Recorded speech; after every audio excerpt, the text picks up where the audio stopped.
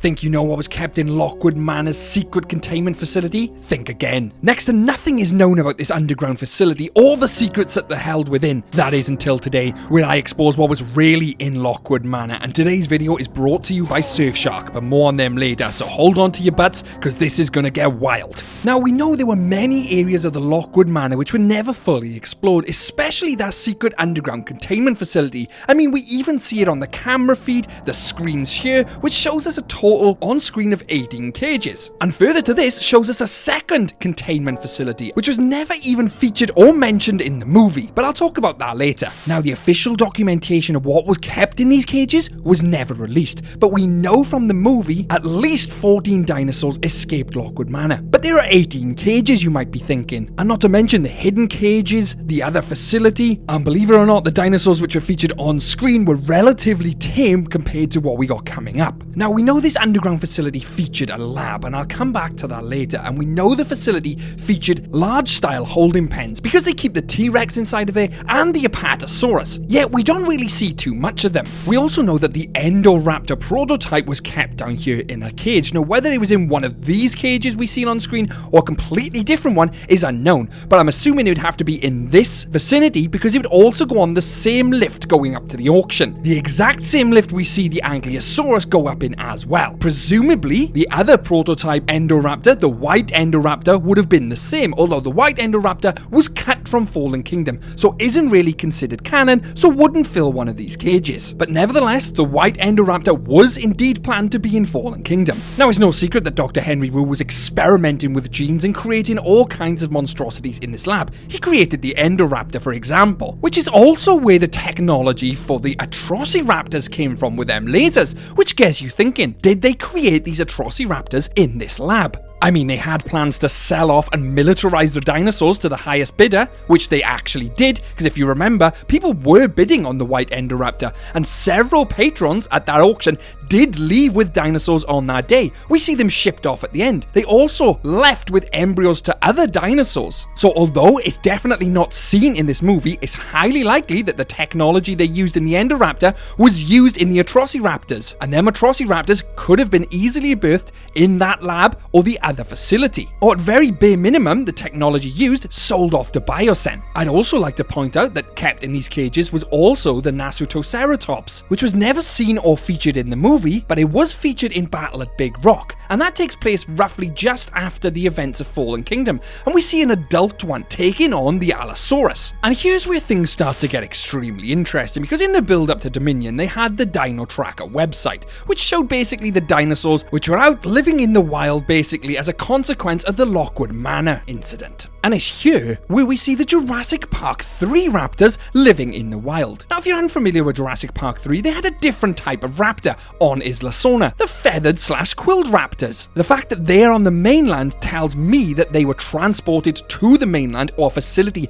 on the mainland and escaped. And it's highly likely they were taken from Isla Sorna to the Lockwood Manor and escaped during that time. Meaning it's highly likely that Jurassic Park 3 velociraptors were also kept in these cages or in the other facility at Lockwood Manor. It is also worth pointing out that they could have been poached from Isla Sorna and released into the wild on the mainland, especially considering the fact and the evidence that Fallen Kingdom tells us that Mills only had enough capital to launch one expedition to Isla Nublar, unless he did launch previous operations to Isla Sorna and sold the dinosaurs to the black market to raise further capital, just like he does with the second auction with the Indoraptor. Then it starts to make more sense. The reason Mills did the auction in the first place was to raise more funds to keep his research going, so it's highly likely he could have done this in the past with Isla Sorna dinosaurs. That would then explain how the Jurassic Park 3 raptors ended up in Canada, and with that theory, it opens up the door to a whole host of other dinosaurs to fill these cages, but I won't go into them because that is hightail theory work. But some of the dinosaurs coming up may potentially blow your mind. But just before I do that, I'd like to take a quick moment to talk about today's sponsor, Surfshark. And this for me was an absolute game changer when it came to watching dinosaur content on the internet, especially if you want to access content around the world and keep yourself safe. For me here in the UK, my Netflix could be totally different to someone in the US, meaning I'm missing out on some really good shows. But with Surfshark VPN, you're easily and quickly able to change your location to give you access to the content you need in your desired location. For me, it was watching Chaos Theory early because it released early in the US as opposed to the UK. But not only that, it's much more. They add an extra layer of safety to your browsing. For example, I do a lot of traveling because I do my filming, and if I'm in a hotel, cafe, or just generally on public Wi-Fi, I have that sense of security because I'm connecting through Surfshark. And not just that, they offer unlimited devices with your account, so you know you're always covered. And not only that, I've got an exclusive deal for you to secure your privacy with Surfshark. Enter the coupon code SHADOWSLOU for an extra 4 months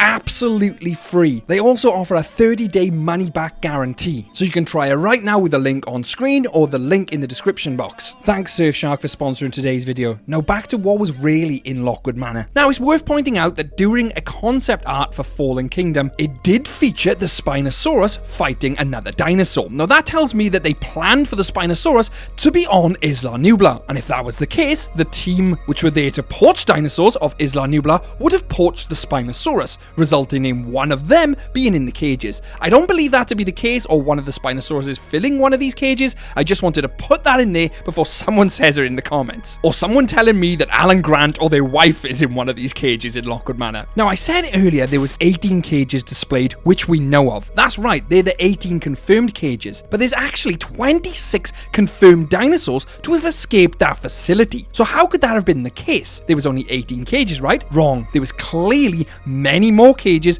which we'd never seen in this facility or the second facility. And believe it or not, a Suchomimus was actually kept in Lockwood Manor because there were posters of this from the Dinosaur Protection Group. It depicted a Suchomimus suffering with bumblefoot after being preyed upon by a Tyrannosaurus, and we know it was taken to the Lockwood Manor and released during the dinosaur outbreak. This also confirms that the Suchomimus was present during Jurassic World, and it would have lived in the Cretaceous cruise with its relative the Baryonyx. And further to this, 2 individual Suchomimuses were captured in Jurassic World Chaos Theory and contained by Dudley Cabera to be offered to the broker. Now if you're in any doubt as to all these dinosaurs or any other dinosaurs being kept in these cages for that matter, I want you to think back to that case of embryos which was sold from the auction. How would they have got these viable embryos? There's only a few ways which come to mind. One, they would have mined the embryo themselves and extracted the DNA because they do have Henry Wu there. It is a possibility. Or 2, they simply just skipped all that and poached the DNA directly. And if they had all that DNA like they did in the case, what was to stop them from making their own cloned dinosaurs to sell off anyway, potentially already in these cages? I mean, they have the facilities right there. They made the indoraptor, right? And this is where things get extremely interesting, because if you actually look at the names of the embryos in this case, we actually see Dreadnoughtus, Dilophosaurus. These dinosaurs end up being cloned in the Biocene Sanctuary. What other monstrosities was Henry Wu cooking up in that lab? Especially with the fact that we had 4 various different designs for the indoraptor, which you can see on screen now. The inclusion of the white indoraptor as well. There was also concept of a giganotosaurus being on Isla Nublar with the Spinosaurus. The potential would have been there for him to poach that and then filter into Jurassic World 3. But alas, these were just concept arts. So officially, they could never be in these cages. But everything else so far has the potential to be in them. And with the knowledge that Wu was developing militarized dinosaurs like the Indoraptor, the potential for the Atrociraptors prototypes, what else could have been in them cages, which was released into the wild? Who knows, maybe they'll show up in the new Jurassic World movie. If you enjoyed this video, I highly recommend checking out my other Jurassic World video of what was in the restricted section. And don't forget to go and check out Surfshark. Great VPN, keeps your online identity safe, highly recommend checking it out. I'd also like to give a special mention to my YouTube members on screen now, and DVM Wannabe 1018. You keep the electricity on in the park, and thank you for watching. And if you ran into a raptor in Jurassic Park, can your day get any worse? You bet Jurassic can. Catch you later.